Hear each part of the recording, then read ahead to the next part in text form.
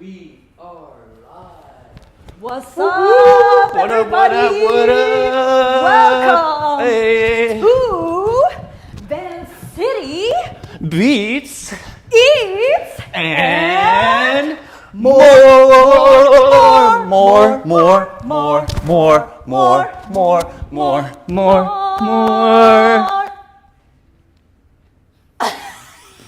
Nice. You did it. We did it. The mic is right beside your face. There we go. Shall I introduce myself? You shall. Okay. What's up, everyone? My What's name up, is yeah? Katzie. And I'm Jammin Camrn. Are you out of breath, bro? Nah, not really. We got to run a little bit longer than that. Yeah. I've been on my stamina training. This guy needs to flex right from the jump. You already know. Shirt's a little baggy, but can you see it? Oh my gosh, how do we even start the intro proper? What's up? Vancity Beats, Eats, and More. You know me, I'm Katzie. We also have this show with Jamal. The two of us make Jazzy. And right now we are on the unceded and ancestral lands of the Musqueam, the Tsleil-Waututh, and Squamish First Nations. Just want to express our gratitude and utmost respect and thanks for continuing to steward the land, to protect the land and the water, and that all of us as settlers have the opportunity to be here. We're also in historic Chinatown of so-called Vancouver, and close to Hogan's Alley. So this whole neighborhood is really, really important to our city, and there, I'm sweating already, and we ran like 4 circles, fam. That's it. Yeah, okay, whatever. As I was saying, we are here at Left of Main Studio Space, courtesy of Plastic Orchid Factory.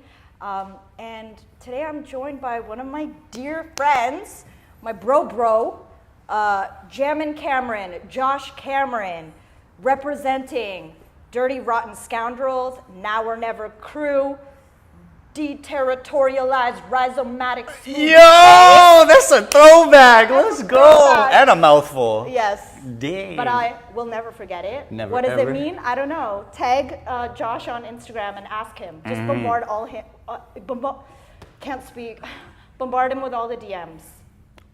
Thank you. So Josh is obviously a dancer. He's a b-boy.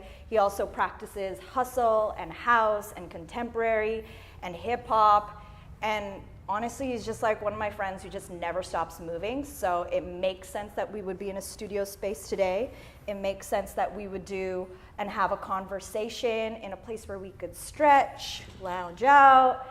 And yeah, I'm really, really proud of Josh. I've seen his evolution as a dancer, as an artist and a creative, him exploring multiple creative expressions that we'll get into.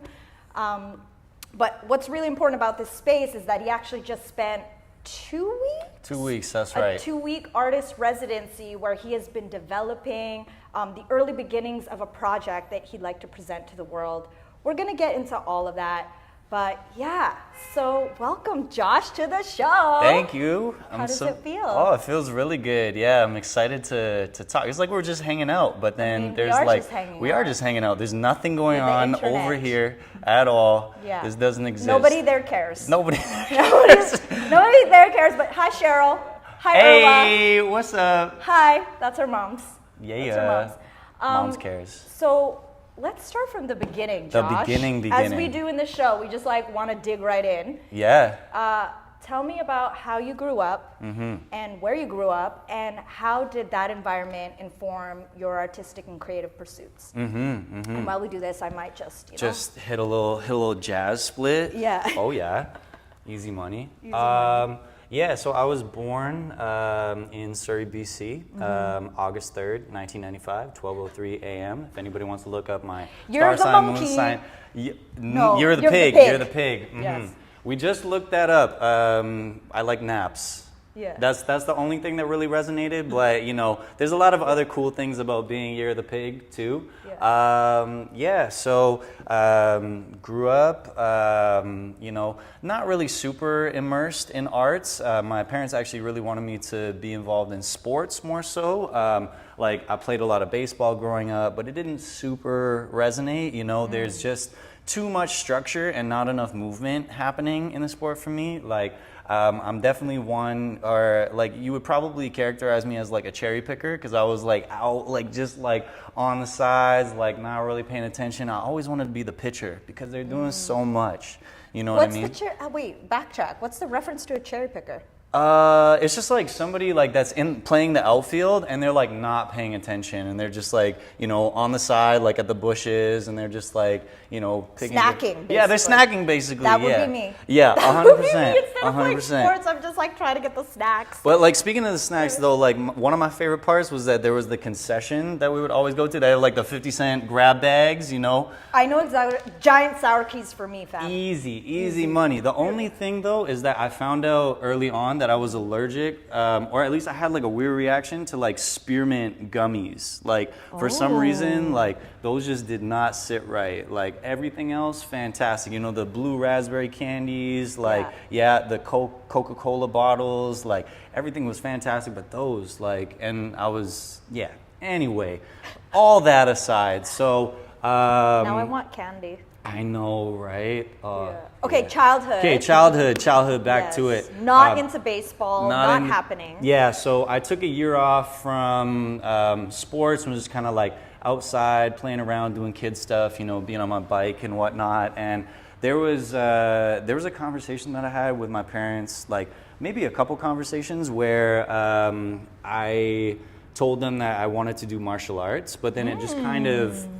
I don't know, it just kind of like dissipated. I just forgot about it for the longest. And then one day I remember it was my dad. He drove me and my brother, like we just got into the car and he didn't tell us where we were going. He was just like, get in, we're going somewhere. And I was like, okay, cool. And then we ended up at a studio called Surrey Martial Arts, which is where I started my Taekwondo journey. Oh, wait, what? I never knew this about you. Yeah, that was like my first like more creative art form, if you will, where I was like really playing with the dynamics of my body. Because again, like I found that in baseball, like it's very sedentary in ways, like, you know, it's kind of stop and go. Whereas like martial arts, there's so much fluidity to it. There's so much dynamic movement. There's the opportunity to stretch your body in different ways, get into, you know, different positions that may not be, or that are a little uncanny to the human body. You know what I mean?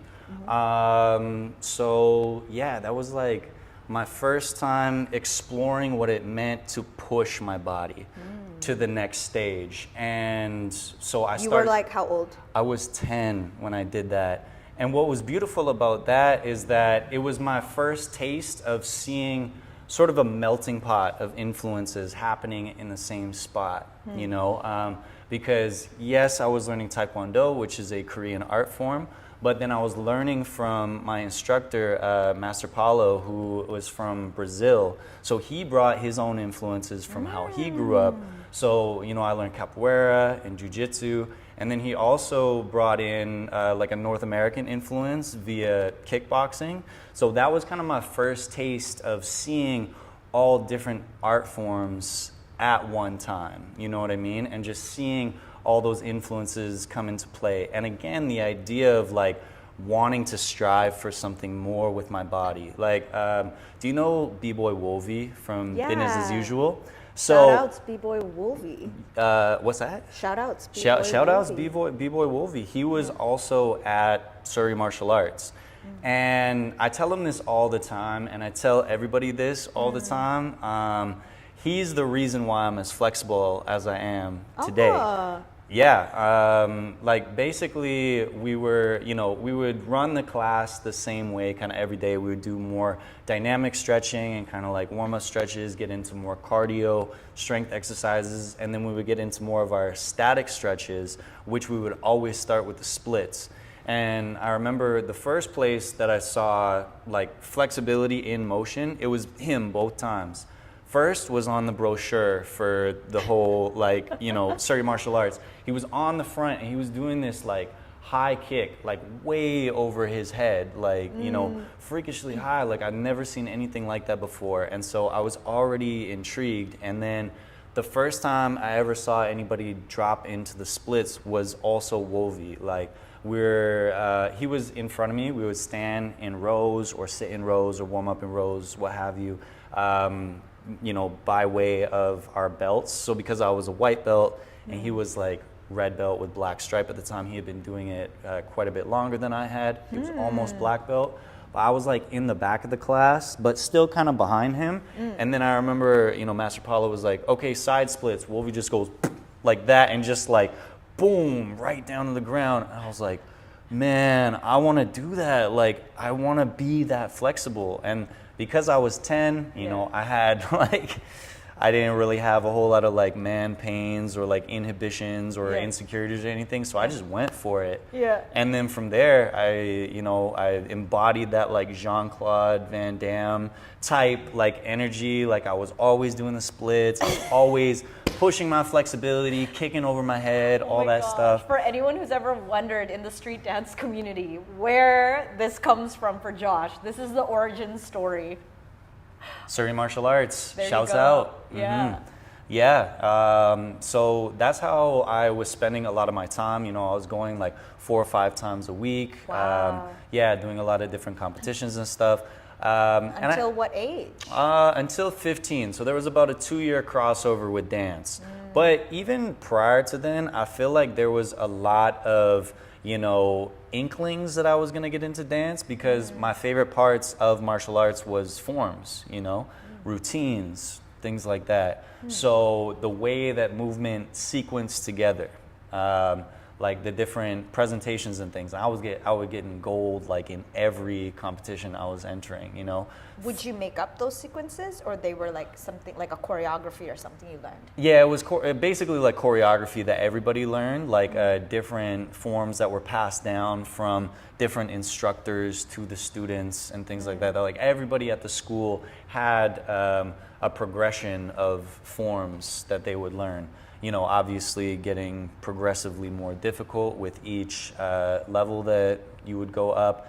Every time that you would belt up too, there would be a different, like a written test that people would write. And so in those tests, there were, different histories of the forms. There was also like certain values that we would have to learn about too. Like we learned like different definitions of like integrity and honesty and politeness and things like that.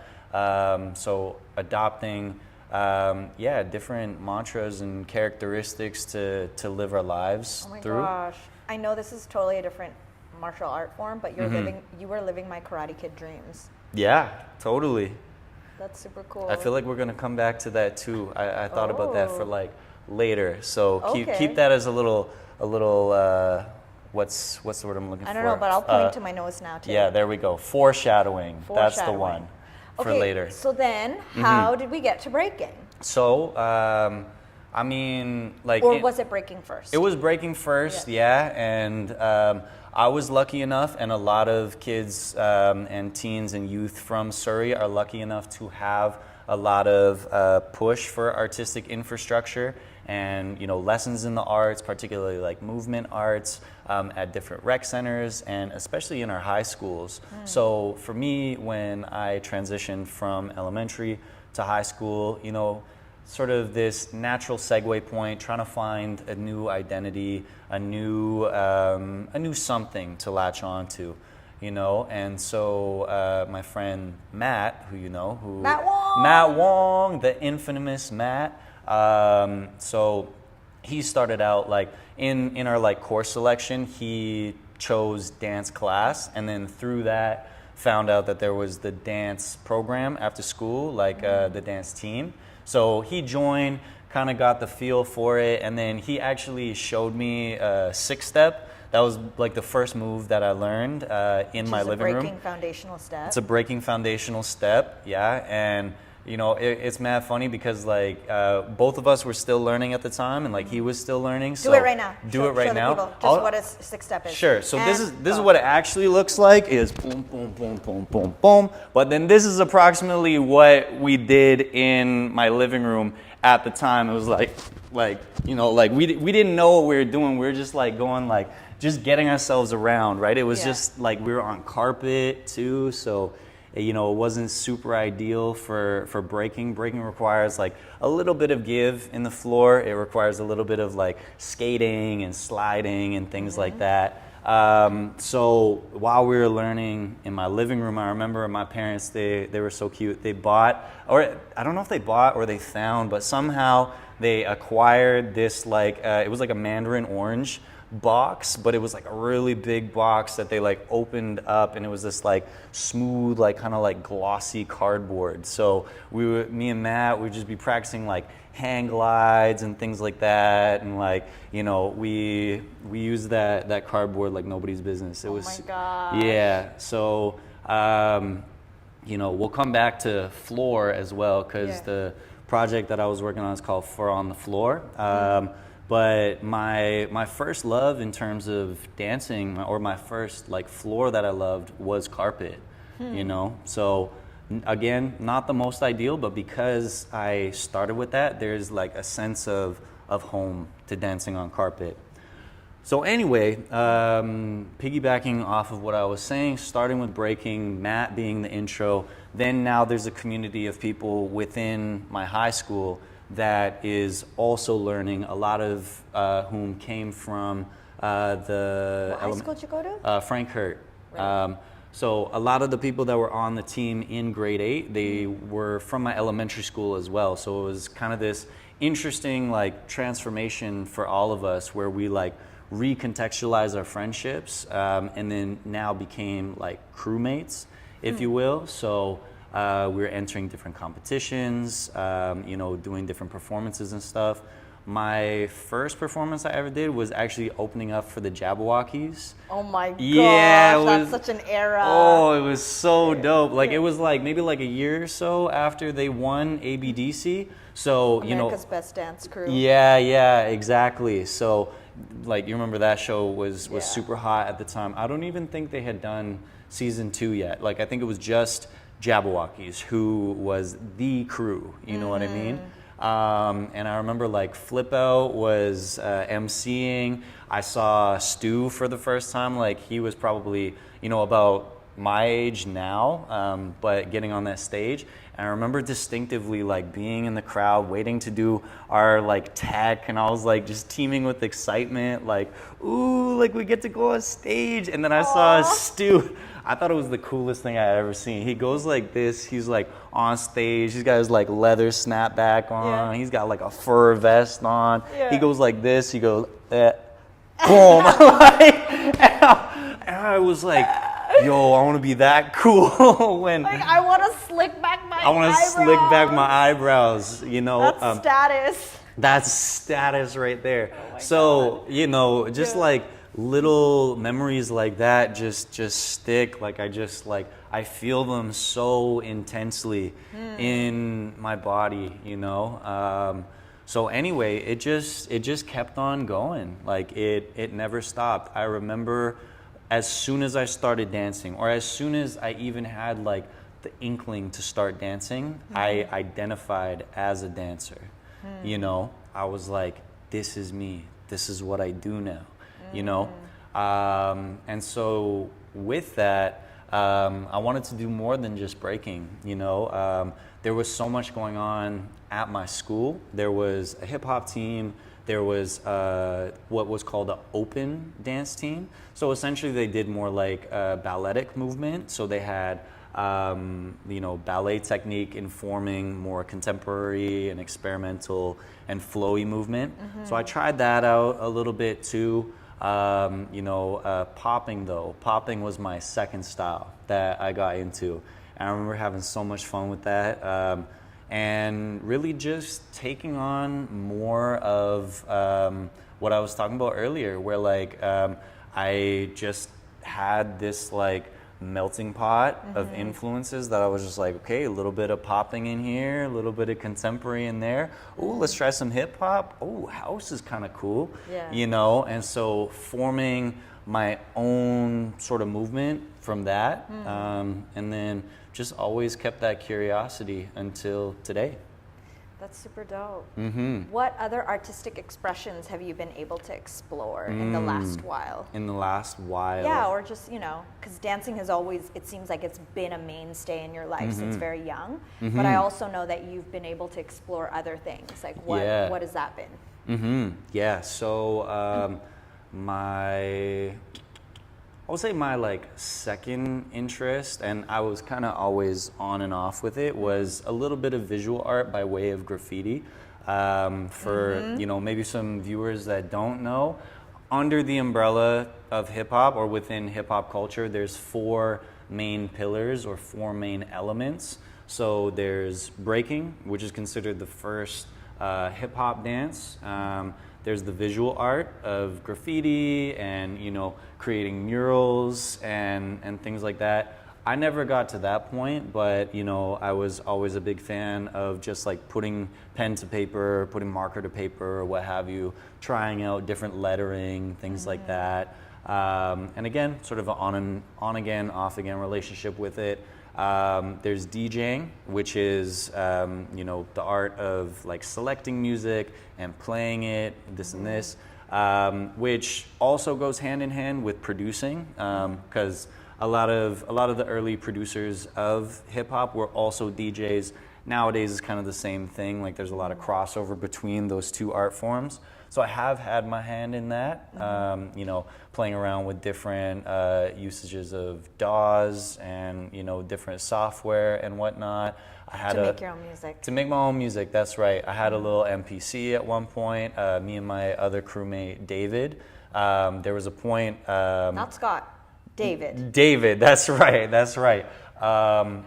So there was a point where David and I, we actually both got injured pretty bad around the same time, to the point where we were both taking breaks away from dance, but still needed to supplement our creativity somehow. So yeah, we started getting into production together, mostly sample-based production. So we would drive over, David had this like $900 Integra, just total jalopy, And What's in so what? like a lemon, it's like a beater car, Okay. What I call a hoop-de-boop-de. La hoop-de-boop-de, But that's a right. jalopy? Yo, that sounds like a flavor of ice cream Well, yeah, it kind of sounds like gelato. Oh, yeah. Yeah, I mean, it's like gelato. Yeah.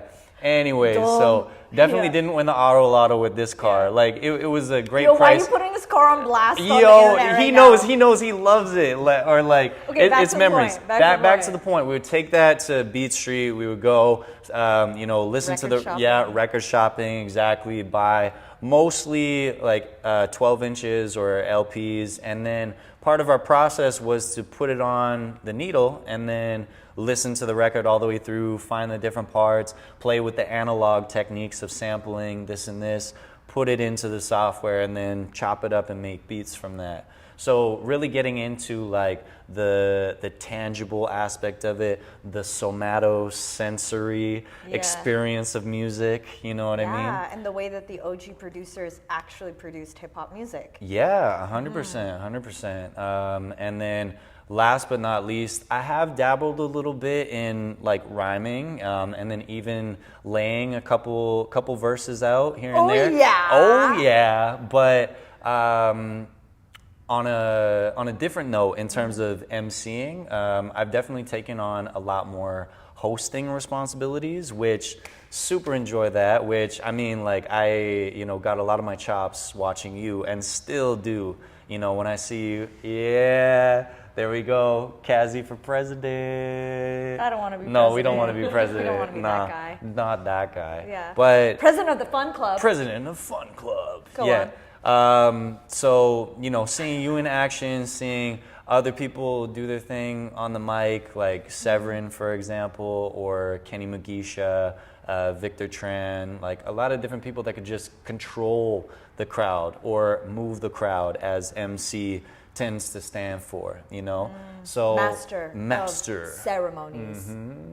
Where was I looking for that one? My eyes just shot over this way to our imaginary audience. Can we lay a laugh track over it? Nah. So Anyway, these are all the art forms that you've been exploring. that I've been exploring explicitly. And then I feel like with anything you do, like artistically or otherwise, there is always a sense of multiplicity. There's always a sense of community and relationship that exists within those art forms. Like if my sole responsibility with a gig is to perform, for example, and I go on stage and I do a 3-minute piece. I need to work with a sound tech. So I need to have some sort of vocabulary and dialectic around, sound and audio. I'm working with lighting tech, so I need to have some sort of knowledge of that. There's probably design the color, design, how you want it to the look. photographer, fashion, I got to know how to dress in such a way where I'm able to dance and it still looks good, blah, blah, blah, blah, blah. So everything you do, even though you may perceive it as being like one responsibility, it is one responsibility with more. I was going to say plus, but I just thought because we're at Vancity, beats, eats, and more. / that needs to now be in everyone's vernacular. That's the new thing to say. That's the new thing to say. Yeah. We love it. What do you think dance has afforded you in terms of what you could express versus all the other art forms that you've been able to explore? I feel like dance is a really interesting art form because it's so limitless in what you are able to express. There are certain confines, like the music, for example.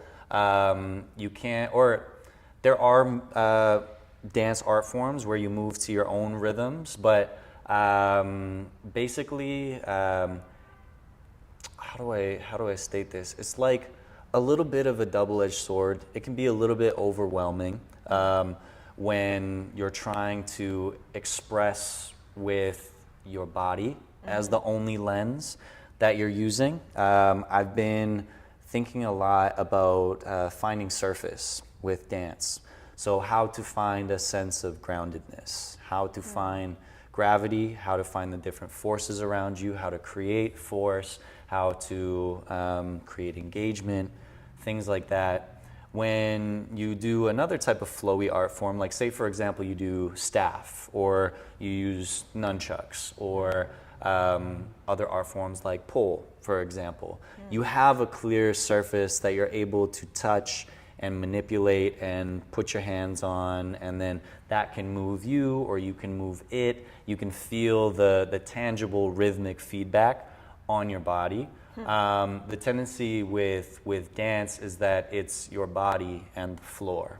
You know what I mean? So with that, because you don't need to stay within one lens necessarily, there's a lot more options, but it can feel like swimming in a big open sea sometimes.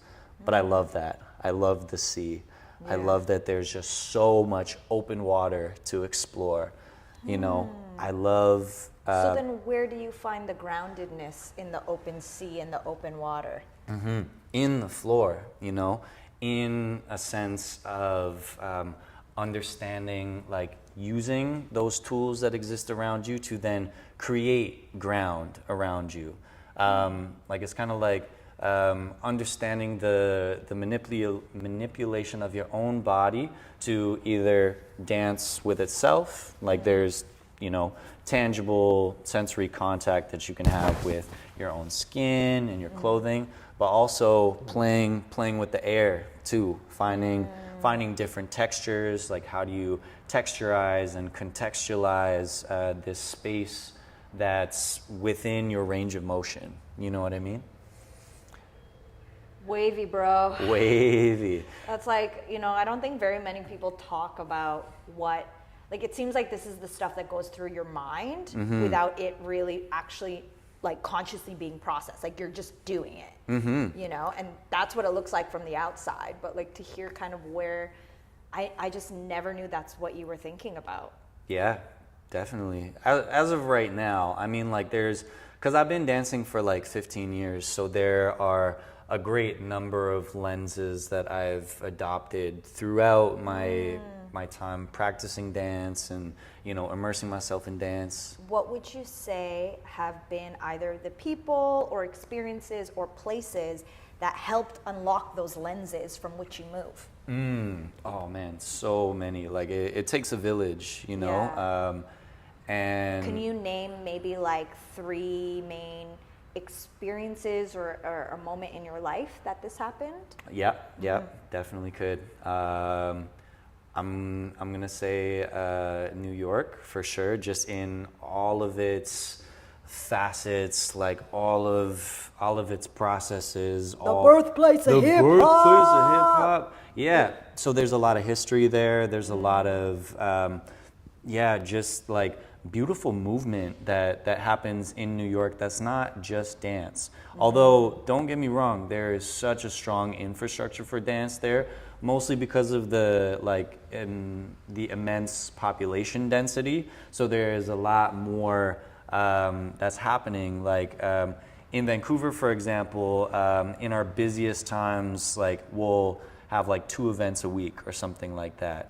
Obviously a lot more than that because there's different niche communities and things like that. But say in the street dance community, you'll have 2, maybe 3 events that happen a week, and there's this overwhelming sense of FOMO. But over there, you feel that FOMO every day because there's 5 events happening a day, and it's like there at least 5 events that you know of, you know what I mean? And so it's kind of just like naturally in people's vernacular to like miss out on things, but also know that you're so abundant that you can just go to things at any time. You have such quick access to a lot of pioneers and innovators and what lens did that give you? What lens did that give me?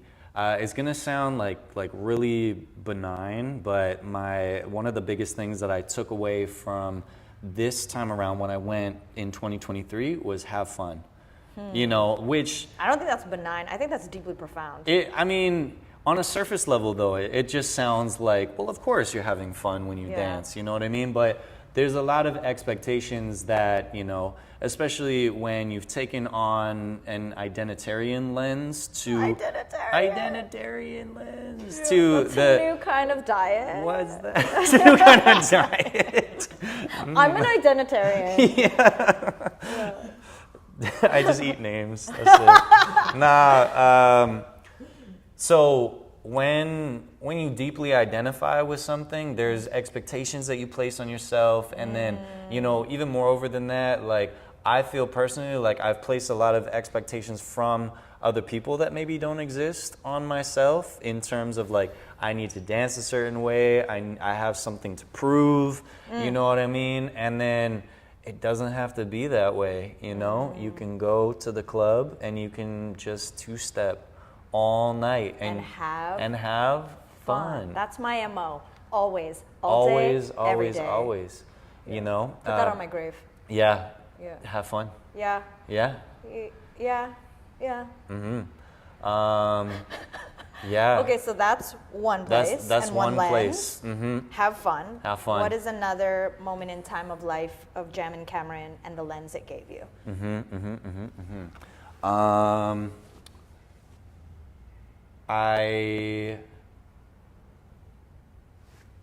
I've had quite a few different opportunities for mentorship with, you know, some very, very talented dancers.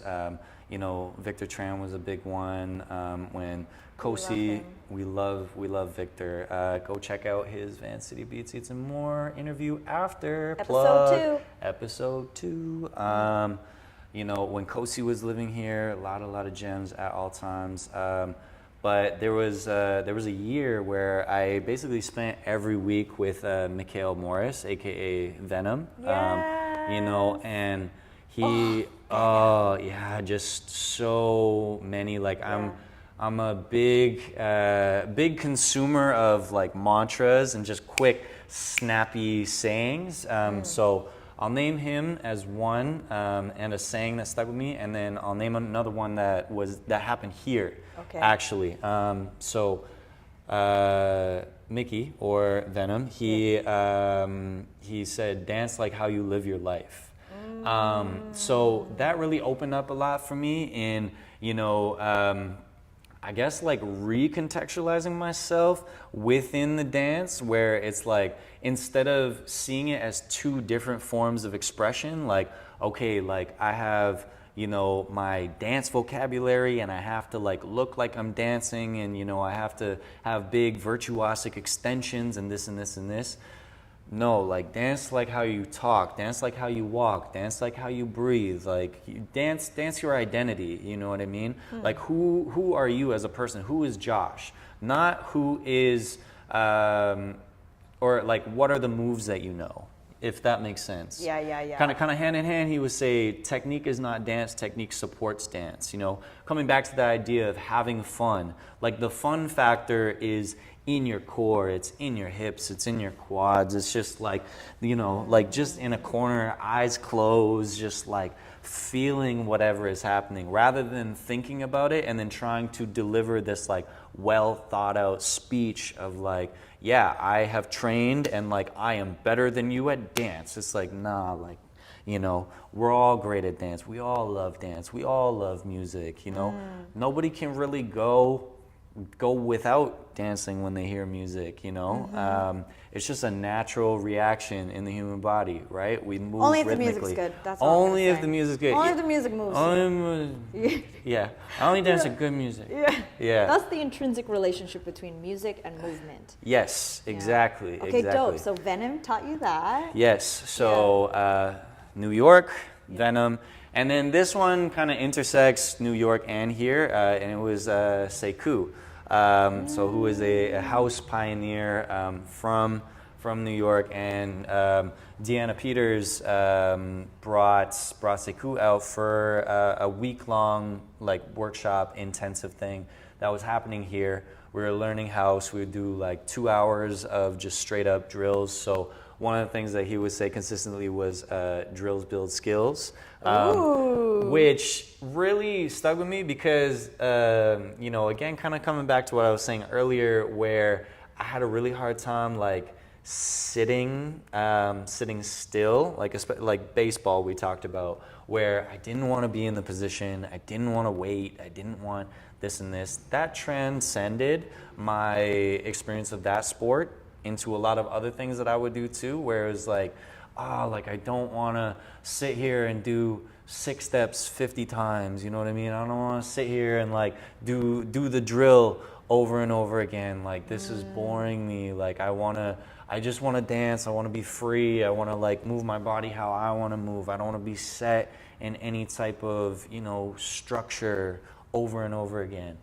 And that was one of the moments where I was like, it really helped me get to a place where finding difference in the repetition, if that makes sense, doing the thing over and over again, but each one feeling like its own unique journey, finding, like microscopic love for a step. And it really opened up a lot of different philosophies for me.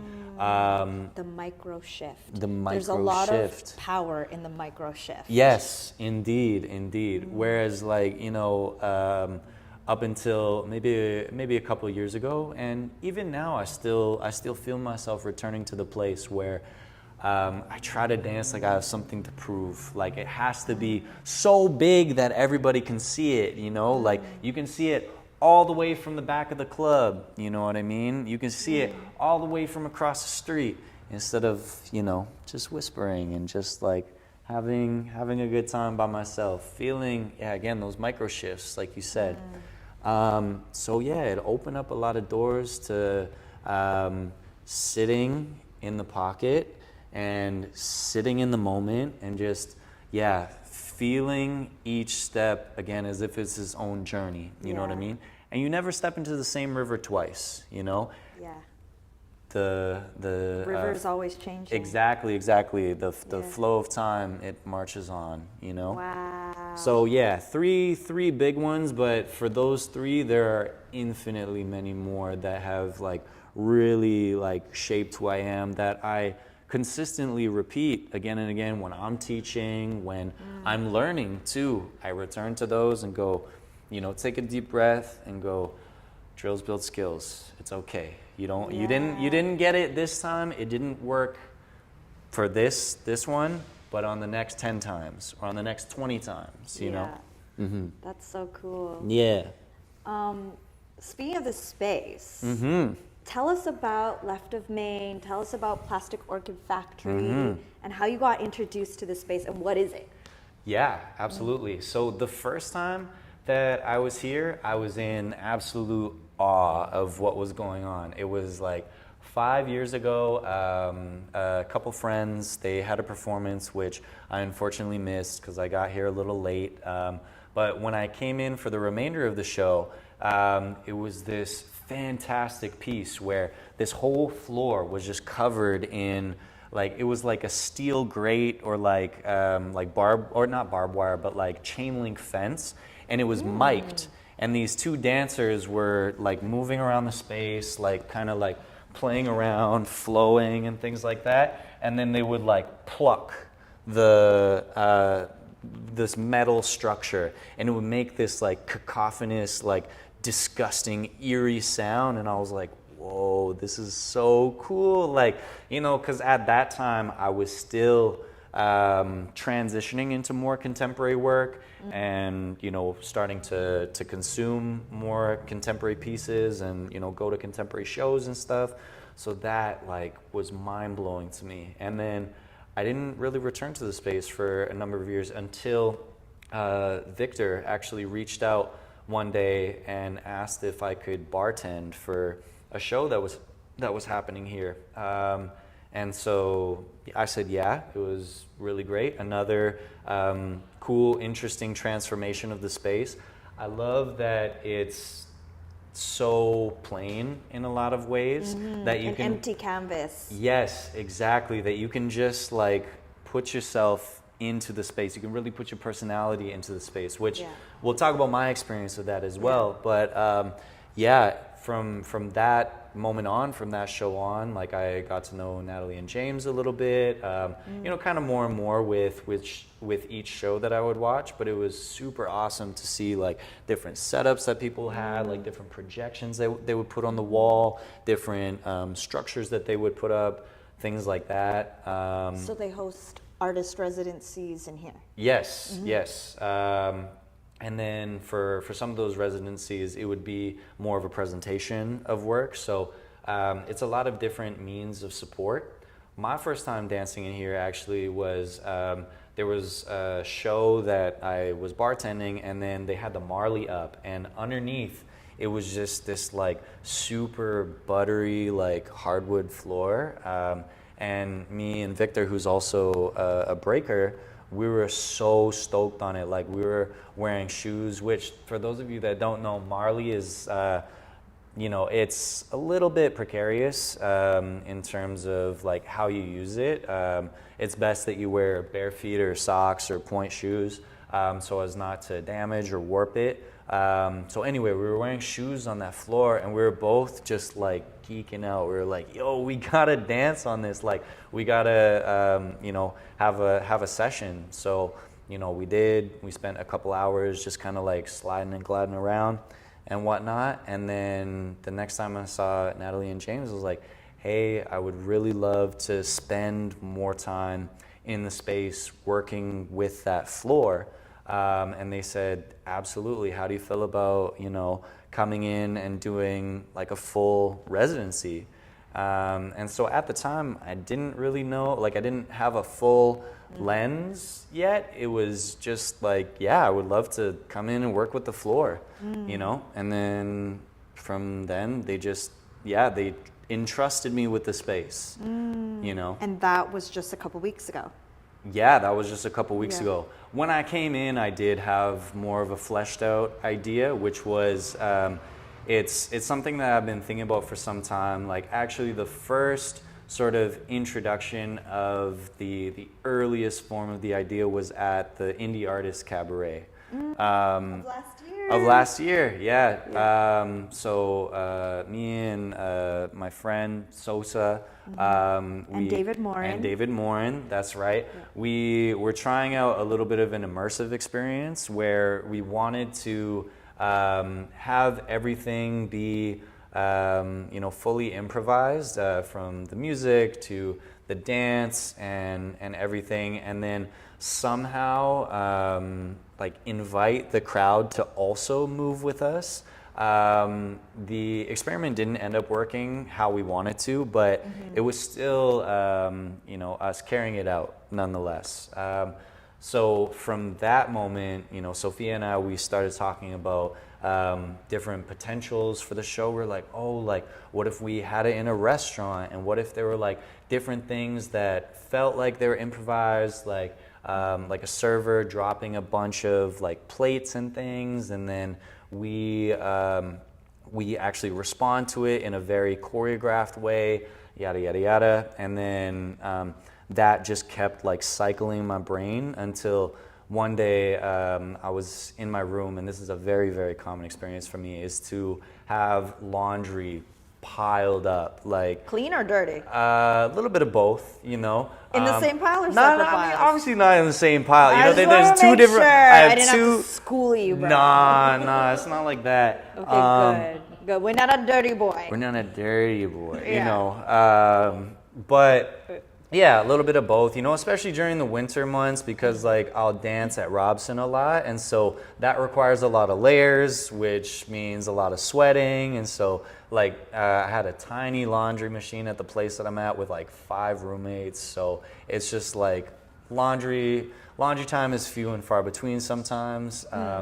Anyway, so things are just piling up, and then like trying to organize like the clean clothes, and then like trying to figure out what do I wash, like what is the economy by which I wash these clothes? What is the order by which I go about this? Do I need this tomorrow? Do I need this the next day?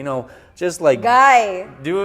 like the mental gymnastics. Anyway, and so basically like going through all these different clothes, I found this one shirt, and I couldn't for the life of me remember where I got it from. Yeah. Everything else, I was like, okay, I got this from Value Village, like in Newton when I was 19. Oh my gosh, I do not have that kind of like mental functioning to remember everything where I got it from. Yeah, and I do for the most part. That's the thing, like, Okay, back to the point. Back to the point. No, this all ties in. Okay. I promise. Okay. I know it sounds like very like roundabout, but we're getting to it. So I'm just doing my job, man. yeah, of course. No, track. we're keeping it on track. Like it's track. not super tangential, like it is in a way. So anyway, I was like looking at the shirt, like, dang, like where did I get this from? Like I really could not for the life of me. And then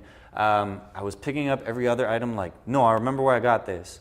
And I like started like going through the dialogue about all these clothes, all the different memories, like where I wore it, when I wore it. And then I picked up this trench coat that I had, and I just put on some music and started dancing with it a little bit. And then it clicked. I was like, it has to be a vintage store. It has to be like, it can't be a restaurant, it has to be this experience, And so from there, that's what I shaped the residency to be like.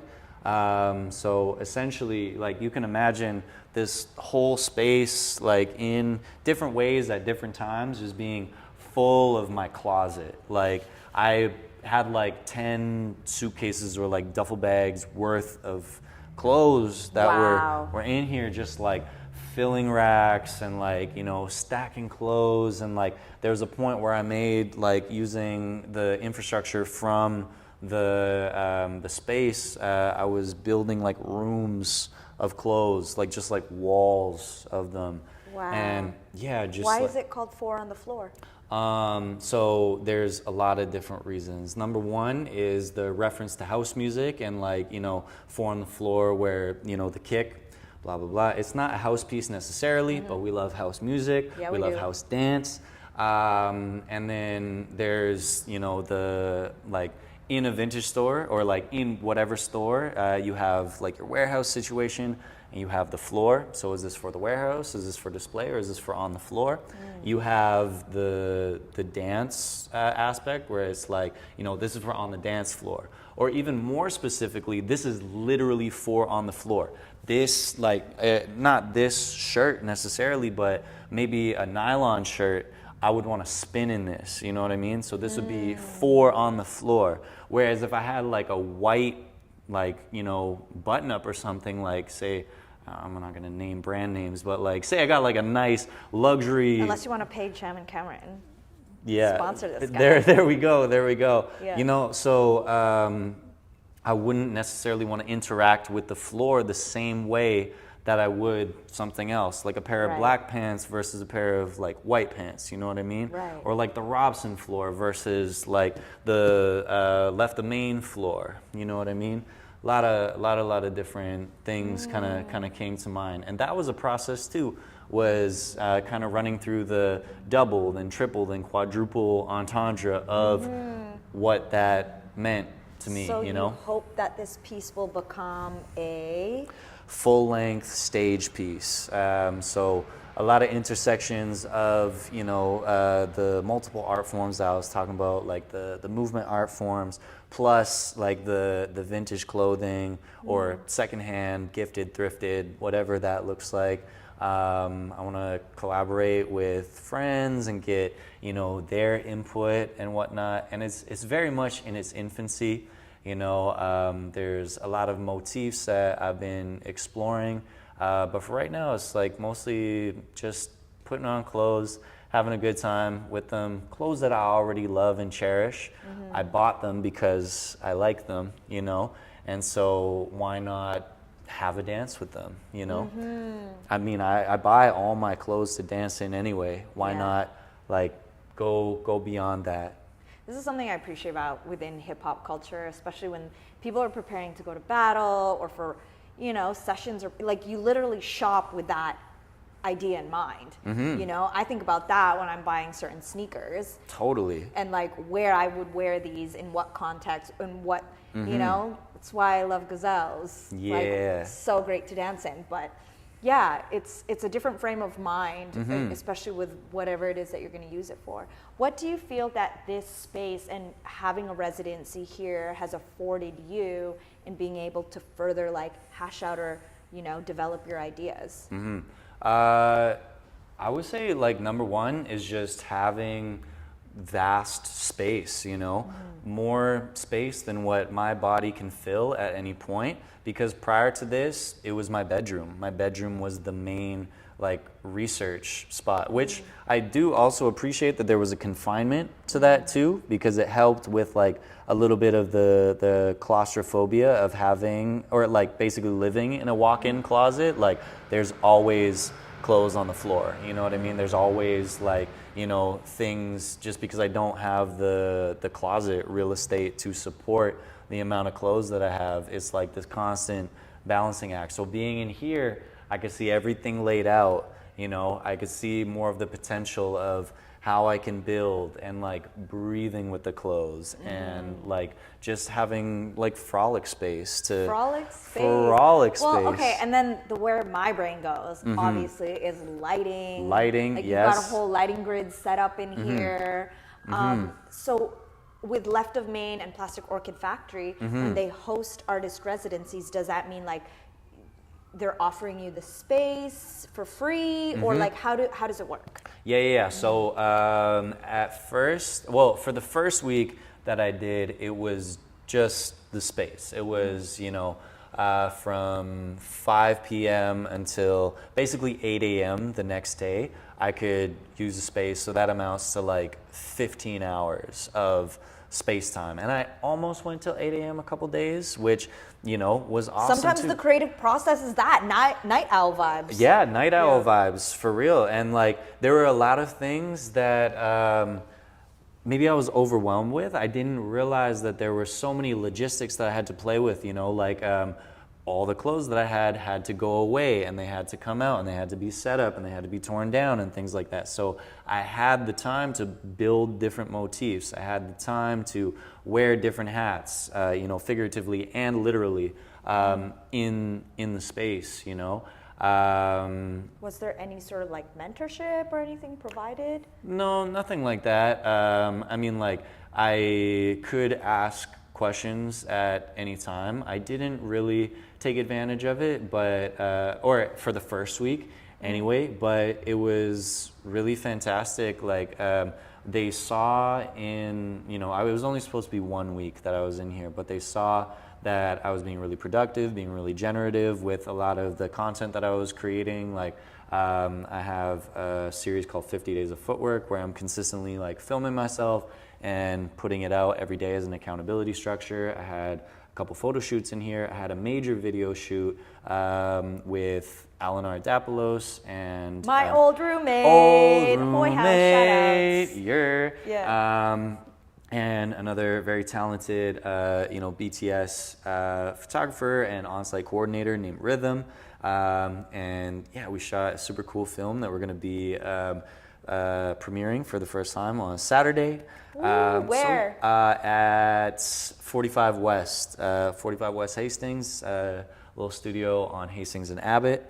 Yeah, so a lot of stuff like that. And then, so Natalie and James, they saw that, and then they also offered to, in the second week, to teach me how to use the light board, to add that to, you know, different motifs that I was playing with and stuff. Yeah, and then from there, we also had some really salient conversations about how to move forward with the piece and with research and with, you know, dissemination and things like that. So, in a way, during the official residency, it was more so just like the freedom to play, the freedom to be in the space, the freedom to do this and this. The second week, we started embarking more on that mentorship. That's so dope. Yeah. So you mentioned 50 days of footwork. Yes. What is that? What inspired you to start that? Because I remember seeing on Instagram stories, you're like, day 1 of 50. And then it was like, day 75 out of 50. And I'm like, yo, this guy surpassed 50. He's still going. Beast moded. Beast mode. I forgot to mention this in his introduction, but like Jammin Camrn is also known for like stamina. MVP of stamina. Jammin' and like stamina. we'll do so many rounds and end up towards the finals of a battle / like multiple battles, which is, yeah. Just giving her. Just giving her. Yeah. Continue. Yeah, so it started out just like any other day going to Robson. I didn't, honestly, like I didn't have any. Just any other day. Any other day. Yeah. You know, I wasn't even quantifying it at the time, but I just filmed myself, I posted on my story, and then it happened for a second day in a row, and then on the third day, I actually had a really cool conversation with somebody just at a park somewhere, and we were talking about what type of movement makes you feel the most grounded, you know? And so for me, I said breaking footwork and like freestyle hip hop, that's where I feel the strongest floor to core connection. And then after that conversation, like obviously we talked about it a little bit more than that, but on my way home, I was like, it just kind of sparked, like it was just this arbitrary alliteration, like 50 days of footwork. You know, it's not 1 month of footwork, it's not, you know, a year of footwork, it's just 50 days, whatever, let's do the thing, you know? And then by the end of it, like I was having so much fun, you know, like I like made this routine for myself where I was like going to the gym, then going to Robson, and then cycling through my footage and like finding like 30 seconds of maybe 10 minutes that I filmed, or maybe a minute that I filmed. Sometimes like 35 minutes of footage, and I'm like, yeah, okay, I'm gonna post this part right here. And then started adopting like different themes and, you know, just again, like teeming with excitement, like at like each day, you know? And then it turned into a little wrap-up party where I taught a free workshop. And then at 50 days. At 50 days, that's right. And then, you know, with that impetus of not wanting to stop, I can't stop, won't can't stop. Won't stop, get guap. You know, that feeling of wanting to stay in the pocket and not lose it, I decided to make it instead of like an arbitrary, you know, crystallization of 50 days that I did once. It's like every 50 days is a 50-day like pod of research. It's like a 50-day cycle. So what started as like one workshop to share with the community for free / by donation is another one now coming up on Saturday, which will be 100 days of footwork, you know, sharing different themes, you know, limitations, maybe lenses, pitfalls, successes, whatever comes up, you know. Plus screening that film that I told you about, the first iteration of For On The Floor, followed by a nice little 1v1 footwork battle where I'll be emceeing. Again, back to that sort of like 4 elements, you know, experience of hip hop and of, you know, intersecting art forms. And Sevi Sev on the judge. We got DJ Funky Bandit. It's gonna be a good time. Yeah. That's so dope. And it all started with just an arbitrary visit to Robson. You don't drink coffee, right? I drink a ton of caffeine, but I don't drink coffee. It doesn't sit well with my stomach. But lately I've been doing the yerba mate. Yerba mates, but it's one day on, one day off. Yes. So you know. You're like, I'm already hyped. Yeah. You gotta like, you know, pace Balance. it. Exactly. Jamal had this question. Yes. Like where, you know, it's like, oh my God, the fact that you've done 100 out of 50, it's just like, where does the motivation, where does the motivation to go for it and to do this? Like, is there something that is driving you? Like, and if so, what is that?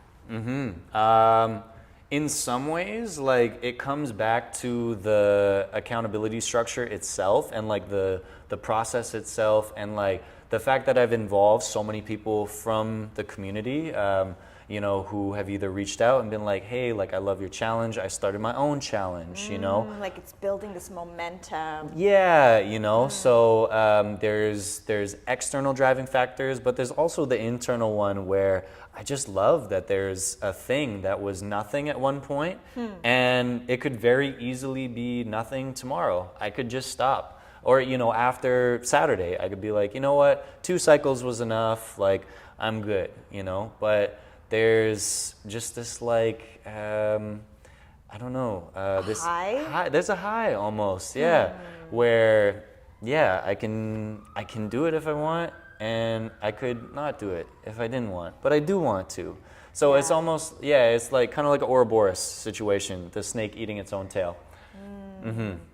Well, I'm really inspired by you doing this. It's impressive, you know, like everyone's trying to do a 30-day challenge. Like you see it on your Instagram, like do 30 days wall Pilates. Like look at my body. Grow a mustache for 30 days. You know, like, you know. I mean that has good connotations too. I'm not knocking Movember. You also don't have to do anything, and like it just happens if your hair grows. Like that's not even great. But anyways, my point is, it's really cool that you consistently chose to do something, that it has become this thing that has inspired and involved multiple people in the community, and that like that in and of itself has become motivation for you to continue. And TBH, like to see that represented in how you dance in the battles, like stamina for real, fam. And you know, I know you have major dreams to continue going on to dance, to share your art to the rest of the world and let it be a vehicle for you to travel and exchange and connect with more people. So yeah, I'm really excited for you, and I'm stoked that you're in my life and that I get to have a front seat in witnessing this growth. Yeah. So we're gonna end the stream with something really special. Jamal has an original beat that he juiced up right before we did this live stream today. And Josh is gonna show us a bit of maybe what he's been exploring movement-wise, or I don't know, just freestyle, because he could do that, you know? Yeah, you're not gonna see it, but behind the scenes, behind the camera here, Kazimi's actually gonna be on my phone filming me, so we're gonna have kind of like a double take going on. 50 days of footwork right here for all of you to see. Which is day 98. Day 98, that's right. Nice. And then If you want to catch it on my story, you can catch it there too. It'll only be up for 24 hours, and then we'll go into the next one, 99, 100, 101, so on and so forth. And come to the real thing. If you're in Vancity, it's happening on Saturday. Saturday, 5 to 9, 45 West Hastings. Be a good Battle, time. party, Battle, cool humans. party. Afterwards, we have an after party called Shenanajam. You know, names, all these man. names, man. 50 days of footwork, Shenanajam. Shenanajam and Camrn is happening, you know. Woo! Okay, let's do this. Oh, 98. 98. Ooh, been see. sitting. He's been sitting. Is this one your phone? That's the one right there. Okay. Let's do this.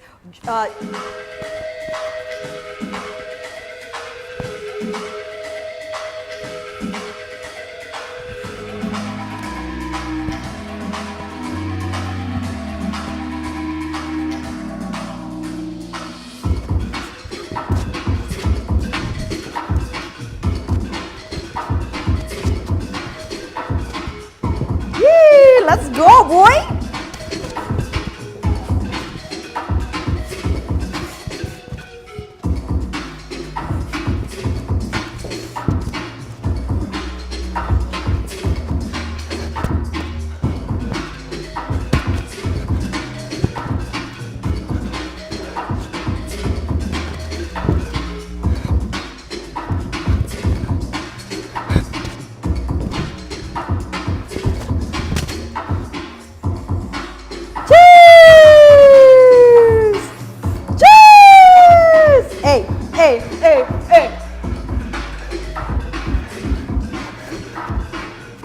He didn't want to dance the full 2 minutes. Well, the clips are usually 30 seconds. Well, we're going to do a slow fade. A slow fade.